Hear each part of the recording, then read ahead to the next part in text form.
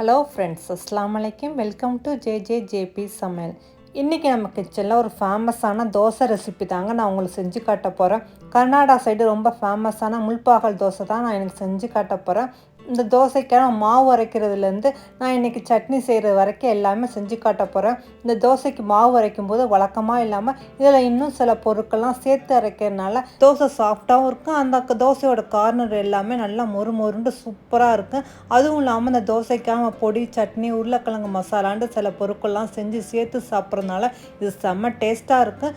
இந்த தோசை எப்படி செய்யலான்னு இப்போ நம்ம வீடியோக்குள்ளே போகிறதுக்கு முன்னாடி இது வரைக்கும் என் சேனலை சப்ஸ்கிரைப் பண்ணிக்கிறோங்க ஃப்ரெண்ட்ஸ். அப்படியே பக்கத்தில் ஆல் பெல்லையும் ப்ரெஸ் பண்ணிக்கிறங்க. பிடிச்சிருந்தா மறந்துடாமல் லைக் பட்டனை ப்ரெஸ் பண்ணுங்கள். இப்போ வாங்க வீடியோக்குள்ளே போகலாம்.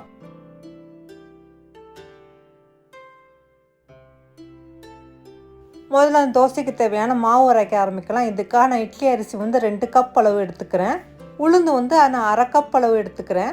ஜவ்வரிசி 1/4 கப் அளவு எடுத்துக்கிறேன். வெள்ளை அவல் 1/4 கப் அளவு எடுத்துக்கிறேங்க. இதோட நான் 2 டேபிள் ஸ்பூன் அளவு கடலைப்பருப்பு சேர்த்துக்கிறேன். வெந்தயம் 1 டேபிள் ஸ்பூன் அளவு சேர்த்துக்கிறேன். இது எல்லாத்தையும் சேர்த்துட்டு தண்ணி ஊற்றி நல்லா 3 தடவை வாஷ் பண்ணிவிட்டு ஒரு 3 மணி நேரம் 4 மணி நேரம் நல்லா ஊறட்டுங்க. இது ஊறின பிறகு நம்ம வழக்கம் போல் இட்லி மாவுக்கு அரைக்கிற மாதிரி நல்லா அரைச்சி எடுத்துக்குவோம். இது கிட்டத்தட்ட ஒரு 7-8 மணி நேரம் நல்லா புளிக்க விட்டுக்கலாம். இப்போ மாவு நான் ஈவினிங் அரைச்சி எடுத்துக்கிட்டேங்க. இப்போ அடுத்த நாள் காலையில் தான் ஓப்பன் பண்ணி பார்க்குறேன். பாருங்கள், மாவு நல்லா பொங்கி வந்திருக்கு. ஏன்னா இதில் நம்ம உளுந்து, ஜவ்வரிசி, அவல் இதெல்லாம் சேர்ந்ததுனால என்னமோ தெரியலங்க, மாவு நல்லா பஞ்சு மாதிரி சாஃப்டாக இருக்குது. இப்போ இது ரொம்ப திக்காக இருக்குது. இப்போ இதுக்கு தேவையான உப்பு போட்டு கரைச்சிக்கிறேங்க. இப்போ நான் தோசை ஊற்றுறதுக்கு மட்டும் தனியாக எடுத்து நான் கரைச்சி எடுத்துக்கிட்டேங்க. இப்போ நான் தோசைக்கு கரைச்சி வச்சுக்கிற மாவில் ஒரு 1/4 டீஸ்பூன் அளவு சுகர் சேர்த்துக்கிறேங்க. நம்ம சுகர் சேர்க்கறதுனால இந்த தோசை நல்லா மொறுமொருண்டு நல்லா ப்ரௌன் கலராக வரும். அதுக்காக நான் கொஞ்சம் 1/4 டீஸ்பூன் அளவு சுகர் சேர்த்துக்கிறேன். அதையும் சேர்த்துட்டு இந்த மாவு நல்லா இப்போ கரைச்சி எடுத்துக்கலாம். இந்த தோசை ஊற்றுறதுக்கு முன்னாடி இதுக்கு தேவையான சட்னி பொடியெல்லாம் நம்ம ரெடி பண்ணிக்கலாங்க. இப்போ நம்ம முதல்ல மிளகாய் சட்னி அரைக்க ஆரம்பிக்கலாம். நான் மிளகாய் சட்னிக்கு நான் 150 கிராம் சின்ன வெங்காயம் எடுத்துக்கிறேன். நான் வரமிளகாய் ஒரு 10 எடுத்துக்கிறேங்க. பூண்டு ஒரு 7-8 எடுத்துக்கிறேன். ஒரு கொத்து கருவேப்பிலை எடுத்துக்கிறேன். அரை டேபிள் ஸ்பூன் அளவு ஜீரகமும் எடுத்துக்கிறேன். 1/4 டீஸ்பூன் அளவு மஞ்சத்தூளும் எடுத்துக்கிறேங்க. இப்போ இது எல்லாத்தையும் நம்ம மிக்ஸி ஜாரில் போட்டு கொஞ்சமாக தண்ணி ஊற்றி நம்ம கெட்டியாக அரைச்சி எடுத்துக்கலாங்க. இந்த சட்னியை நம்ம தாளிக்க போகிறதில்ல. இப்போ நம்ம சட்னியை ரெடி பண்ணி எடுத்துக்கிட்டோம். இப்போ அடுத்ததாக இதுக்கு தேவையான இட்லி பொடி நம்ம ரெடி பண்ணிக்கலாங்க. நான் இப்போ அடுப்பு ஆன் பண்ணி ஒரு கடாய் எடுத்துக்கிறேன். இதில் 1 டேபிள் ஸ்பூன் அளவு நான் எண்ணெய் ஊற்றிக்கிறேங்க. எண்ணெய் சூடாயிடுச்சு. இதில் நான் 10-12 பூண்டு சேர்த்துக்கிறேன். நம்ம பூண்டு ரொம்ப பெரிய பூண்டாக இல்லாமல் சின்ன சின்ன பூண்டாக சேர்த்துக்கிறேங்க. இதோட 2 கொத்து கருவேப்பிலையும் சேர்த்துக்கிறேங்க. நான் காரத்துக்கு ஒரு 4-5 வரமிளகாய் மட்டும் சேர்த்துக்கிறேன். இது எல்லாத்தையும் நல்லா வறுத்து விடுங்க. இது வறுப்பட்டோடனே இதோட புளி கொஞ்சமாக சேர்த்துக்கிறேங்க. இப்போ அதையும் சேர்த்து வறுத்து விட்டுட்டு நம்மளுக்கு தேவையான உப்பு சேர்த்துக்கிறேங்க. இப்போ அடுப்பு ஆஃப் பண்ணிவிட்டு அதுக்கப்புறமா நம்ம அரை கப் அளவு பொட்டுக்கடலை சேர்த்துக்கலாம். அந்த சூட்லேயே இந்த பொட்டுக்கடலையை நல்லா வறுத்து எடுத்துக்கிறேங்க. இதோட லாஸ்ட்டாக நான் 1/4 டீஸ்பூன் அளவு நாட்டு சர்க்கரையும் சேர்த்துக்கிறேங்க. அதையும் சேர்த்துட்டு இது நல்லா ஆறினோன்னா நம்ம பொடி பண்ணி எடுத்துக்கலாம்.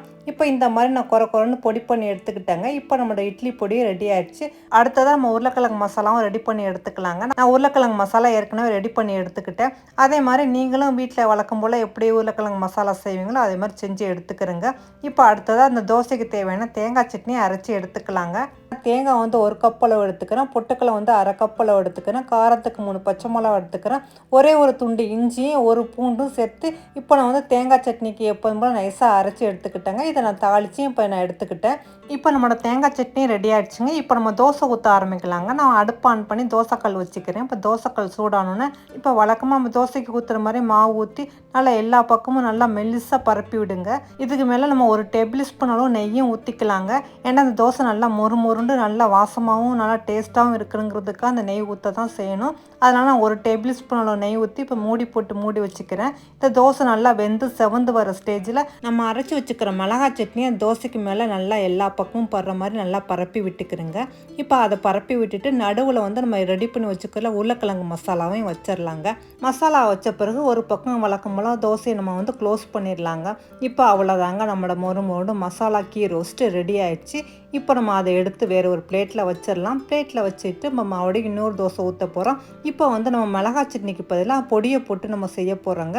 இப்போ அந்த தோசையும் செய்கிறத நம்ம பார்த்துடலாங்க. இப்போ தோசைக்கல்ல அதே மாதிரி மாவு ஊற்றி நல்லா எல்லா பக்கமும் பரப்பி விட்டுக்கிறோங்க. நல்லா மெலிசாவே பரப்பி விட்டுக்கிறோங்க.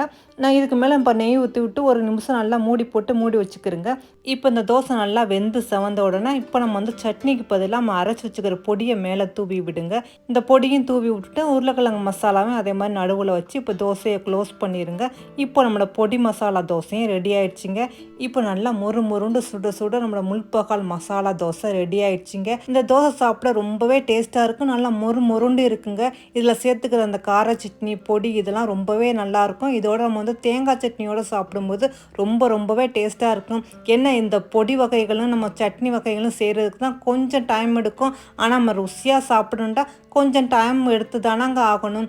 நீங்களும் இந்த முள்பகால் தோசையை கண்டிப்பாக வீட்டில் ட்ரை பண்ணி பாருங்கள். இதோட டேஸ்ட் எப்படி இருக்குன்னு கமெண்ட் பாக்ஸில் கமெண்ட் பண்ணுங்கள். இன்றைக்கி நான் செஞ்சு காட்டின இந்த முள்பகால் தோசை பிடிச்சிருந்தா மறந்துடாமல் லைக் பட்டனை ப்ரெஸ் பண்ணுங்கள்.